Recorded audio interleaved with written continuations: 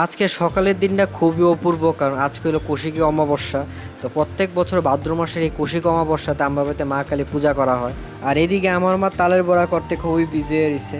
তো এইদিকে ঠাকুর করে সব আয়োজন আমরা তৈরি, বাস অবশ্য ঠাকুর আওয়ানোর অপেক্ষায় আছে। তো অবশেষে আমরা পড়লাম কৌশিক অমাবস্যা রাতে মা কালী মূর্তি নোয়ার লেগা। আমরা আগে কোনো সময় মা কালী পূজা করছি না কৌশিক অমাবস্যাতে।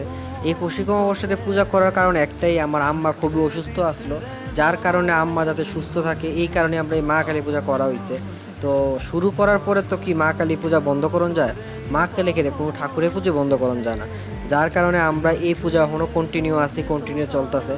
যতদিন পারুম ততদিন কইরা যাবো। তো দেখতে দেখতে মায়ের আরতিও শুরু হলো গা। তো আরতির পরে কিছু প্রদীপ ধরাইলাম, প্রদীপ ধরানোর পরে যজ্ঞ হইলো, যজ্ঞর পরে আমরা অঞ্জলি দিয়ে পূজা শেষ করলাম।